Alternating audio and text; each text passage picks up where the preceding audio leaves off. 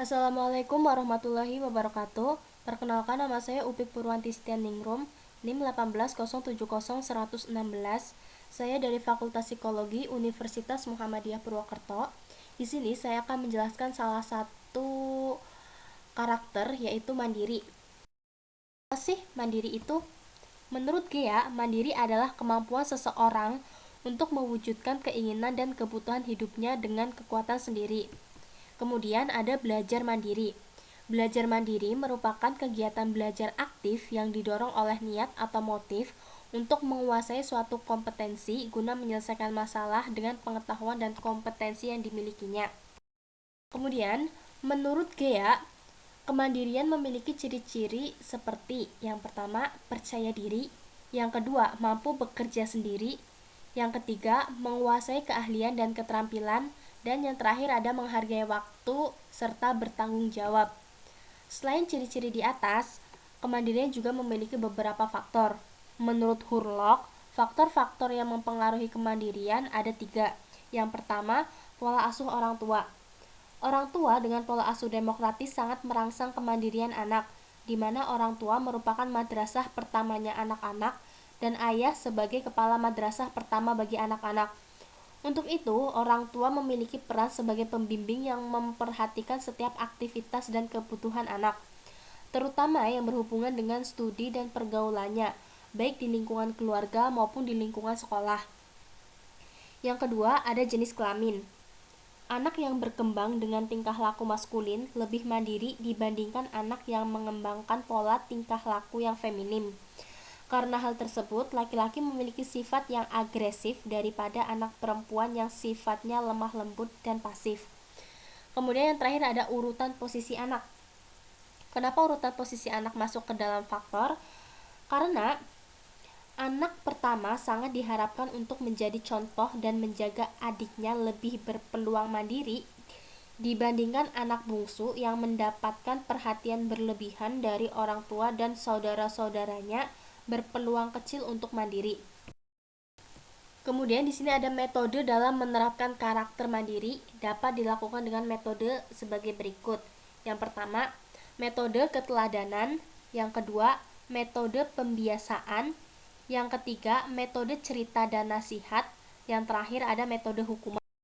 Selanjutnya, ada cara mudah untuk mengajarkan anak mandiri. Yang pertama, ajarkan anak untuk menjalankan rutinitas.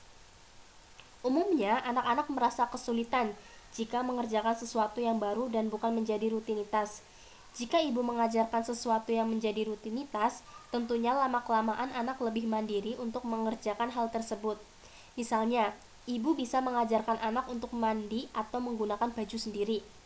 Yang kedua, berikan anak tanggung jawab mulai dari hal kecil. Tentunya, anak-anak tidak perlu memutuskan masalah keuangan atau rumah tangga.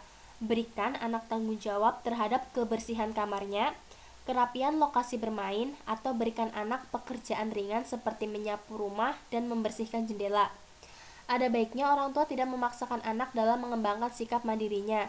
Setiap anak memiliki tahapan yang berbeda-beda. Untuk itu, orang tua perlu cermat memperhatikan apa yang menjadi kebutuhan anak dalam mengawasi perkembangannya menjadi pribadi yang mandiri. Yang ketiga ada izinkan anak untuk mengambil keputusan. Contoh sederhananya yaitu saat orang tua dan anak makan bersama di sebuah restoran, biarkan anak memilih menu makanan yang diinginkannya. Orang tua sebaiknya hanya menjelaskan mengenai makanan yang akan ia pesan, mengenai rasa maupun tekstur dari makanan yang akan ia pesan. Berikan pengertian kepada anak tentang rasa tanggung jawab. Jika ia sedang mengerjakan atau memilih sesuatu, sebaiknya lakukan dengan baik hingga tuntas. Mengenai hal ini, ajari anak untuk bertanggung jawab terhadap makanan yang ia pilih. Yang keempat ada berikan pujian. Sejatinya memberikan pujian setiap kali anak berhasil melakukan apa yang dikerjakannya adalah bagian dari mengajarkan anak mandiri. Ketika anak merasa diapresiasi untuk apa yang dilakukannya, maka anak akan lebih bersemangat untuk menyelesaikan tugas-tugasnya. Memberikan pujian juga menunjukkan kalau orang tua menaruh perhatian terhadap detail yang dikerjakan oleh anak. Tidak hanya pujian, ketika anak melakukan kesalahan, ada baiknya orang tua mengoreksi. Hendaknya dilakukan dengan bijaksana dan tidak terkesan menghakimi yang membuat anak sampai takut untuk melakukan sesuatu. Dan yang terakhir adalah biarkan anak bermain tanpa orang tua. Tekankan pada anak untuk bersikap baik dan bertanggung jawab saat bermain di rumah teman. Saat anak pulang, ibu bisa berdiskusi dengan anak apa saja yang terjadi di rumah temannya saat bermain. Tanyakan kembali mengenai tanggung jawab yang diajarkan kepada anak, apakah dijalankan atau tidak. Anak-anak merasa sangat dibutuhkan saat orang tua mengajaknya berdiskusi. Tidak hanya itu, memiliki waktu berbicara yang berkualitas dapat meningkatkan rasa percaya diri anak. Ini ada penerapan mandiri pada anak usia remaja dan dewasa awal. Yang pertama, biarkan anak memiliki privasi.